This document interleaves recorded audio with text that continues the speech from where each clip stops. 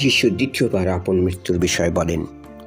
সে স্থান হইতে প্রস্থান করিয়া তাহারা গালিলের মধ্য দিয়া গমন করিলেন, আর তাহার ইচ্ছা ছিল না যে কেহ তাহা জানিতে পারে। কেননা তিনি আপন শিষ্যদিগকে উপদেশ দিয়া বলিতেন, মনুষ্যপুত্র মনুষ্যদের হস্তে সমর্পিত হইবেন, তাহারা তাহাকে বধ করিবে, হত হইলে পর তিনি 3 দিন পরে উঠিবেন। কিন্তু তাহারা সেই কথা বুঝিলেন না এবং তাহাকে জিজ্ঞাসা করিতেও ভয় করিলেন। পরে তাহারা কফরনাহুমে আসিলেন, আর গৃহমধ্যে উপস্থিত হইলে তিনি তাহাদিগকে জিজ্ঞাসা করিলেন, পথে তোমরা কোন বিষয়ে তর্ক বিতর্ক করিতেছিলে? তাহারা চুপ করিয়া রহিলেন, কারণ কে শ্রেষ্ঠ পথে পরস্পর এই বিষয়ে বাদানুবাদ করিয়াছিলেন। তখন তিনি বসিয়া সেই 12 জনকে ডাকিয়া কহিলেন, কেহ যদি প্রথম হইতে ইচ্ছা করে, তবে সে সকলের শেষে থাকিবে ও সকলের পরিচালক হইবে। পরে তিনি একটি শিশুকে লইয়া তাহাদের মধ্যে দাঁড় করাইয়া দিলেন এবং তাহাকে কোলে করিয়া তাহাদের কহিলেন, যে কেহ আমার নামে ইহার মতো কোনো শিশুকে গ্রহণ করে, সে আমাকেই গ্রহণ করে, আর যে কেহ আমাকে গ্রহণ করে, সে আমাকে নয়, কিন্তু যিনি আমাকে প্রেরণ করিয়াছেন তাহাকেই গ্রহণ করে।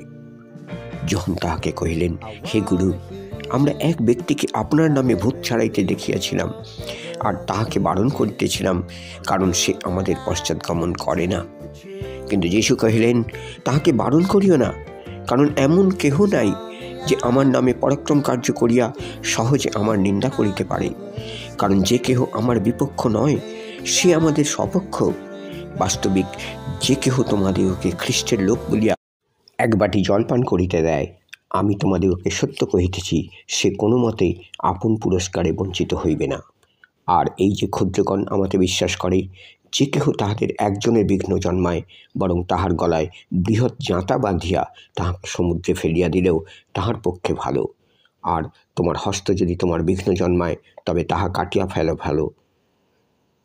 2 হস্ত লইয়া নরকে, সেই অনির্বাণ অগ্নিতে যাওয়া অপেক্ষা বরং নুলা হইয়া জীবনে প্রবেশ করা তোমার ভালো। আর তোমার চরণ যদি তোমার বিঘ্ন জন্মায়, তবে তাহা কাটিয়া ফেলো। 2 চরণ লইয়া নরকে নিক্ষিপ্ত হওয়া অপেক্ষা বরং খোঁড়া হইয়া জীবনে প্রবেশ করা তোমার ভালো। আর তোমার চক্ষু যদি তোমার বিঘ্ন জন্মায়, তবে তাহা উৎপাটন করিয়া ফেলো। 2 চক্ষু লইয়া নরকে নিক্ষিপ্ত হওয়া অপেক্ষা বরং 1 চক্ষু হইয়া ঈশ্বরের রাজ্যে প্রবেশ করা তোমার ভালো। নরকে তো লোকদের কীট মরে না এবং অগ্নি নির্বাপন হয় না। বস্তুত প্রত্যেক ব্যক্তিকে অগ্নিরূপ লবণে লবণাক্ত করা যাইবে এবং প্রত্যেক বলিকে লবণে লবণাক্ত করা যাইবে।